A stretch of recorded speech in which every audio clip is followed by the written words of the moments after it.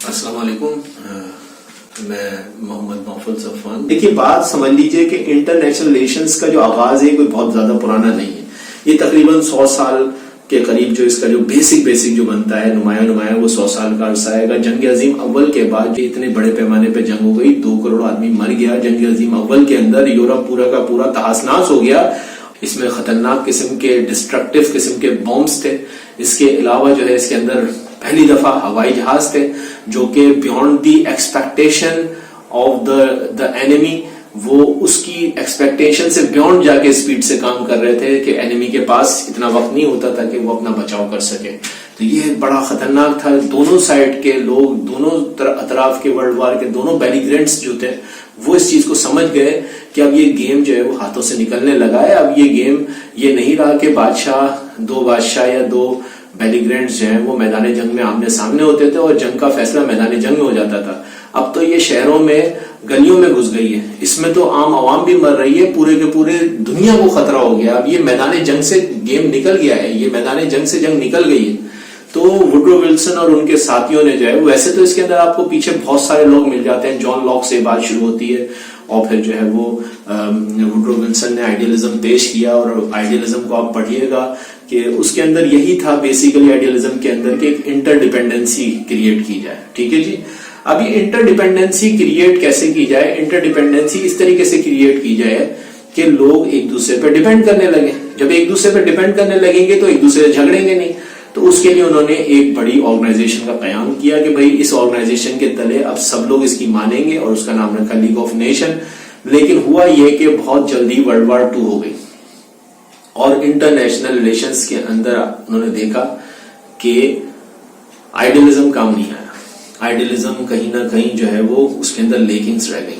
حالانکہ آگے چل کے آئیڈیلزم کا ایک اور ورژن آیا، اور وہ آئیڈیلزم کا ورژن یہ تھا کہ جو ہے وہ آپ ایک آرگنائزیشن نہیں بلکہ بہت ساری آرگنائزیشنز بنائیے۔ جیسا کہ اس وقت آپ دیکھ سکتے ہیں کہ شنگھائی کوآپریشن بھی ہے، وہ بھی ایک اکنامک کوآپریشن ہے۔ اسی طریقے سے آپ دیکھ سکتے ہیں سارک ہے، یورپین یونین بہت اچھی طریقے سے کام کر رہی ہے۔ ساری کی ساری ریجنل آرگنائزیشنز ہیں۔ اس کے ساتھ ساتھ جب یہ لیگ آف نیشن کا اختتام ہوتا ہے اور ورلڈ وار 2 ارپٹ ہو جاتی ہے تو لیگ آف نیشن جو ہے انفیکٹو ہو جاتی ہے، اور اس وقت سے ریئلزم کا دور آ جاتا ہے۔ اور ریئلزم کیا ہے؟ ریئلزم بیسیکلی جو ہے وہ پاور ایکویٹنس ہے کہ آپ پاور کو ایکوائر کریں گے۔ ٹھیک ہے جی، تو پاور کو ایکوائر کرنے کے لیے جو ہے وہ ایک نیا جو ہے وہ فلسفہ آیا کہ ریئلزم ہے، اور اس کے اندر آپ پاور ایکوائر کریں گے، بم گولے طاقت حاصل کریں گے، آرمی کو اسٹرینتھن کریں گے تو لوگ آپ کی بات مانیں گے۔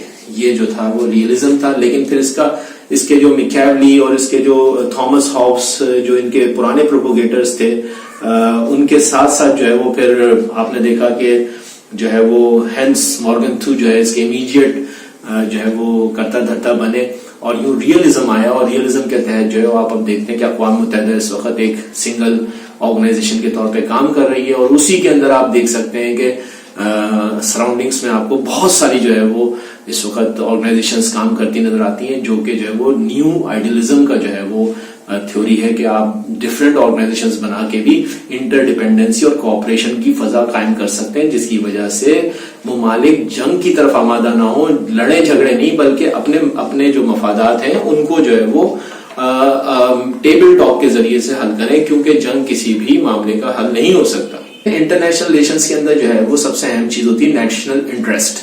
نیشنل انٹرسٹ، اب نیشنل انٹرسٹ کیا ہے؟ نیشنل انٹرسٹ بیسیکلی کسی بھی قوم کا ایک اپنا مفاد ہوتا ہے۔ پاکستان کا ایک بہت اہم مفاد یہ ہے کہ پاکستان ایک انڈس ویلی سیویلائزیشن ہے۔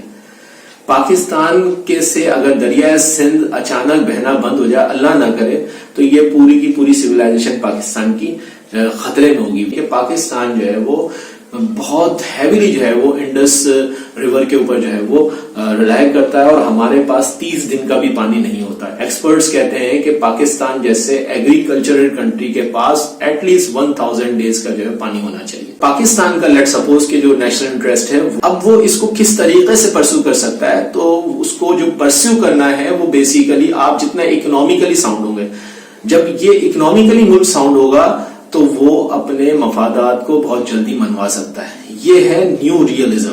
دیکھیے، ایک ریئلزم تھا آپ نے بم کے گولے بنا لیا، آپ نے اپنی آرمی کو بہت طاقتور کر لیا، آپ ایٹامک پاور بن گئے, نیوکلیر پاور بن گئے, لیکن سو واٹ, آپ کی تو کوئی اہمیت نہیں ہے, آپ کی دنیا اب بھی نہیں مان رہی. لیکن آپ دیکھیے جو ممالک اس وقت اکنامکلی ساؤنڈ ہو گئے تو وہ اپنے پولیٹیکل انٹرسٹ کو بڑے آرام سے پرسیو کر رہے ہیں, ان کی جو باتیں ہیں وہ لوگ مان رہے ہیں کیونکہ وہ اکنامکلی ساؤنڈ ہو گئے ہیں.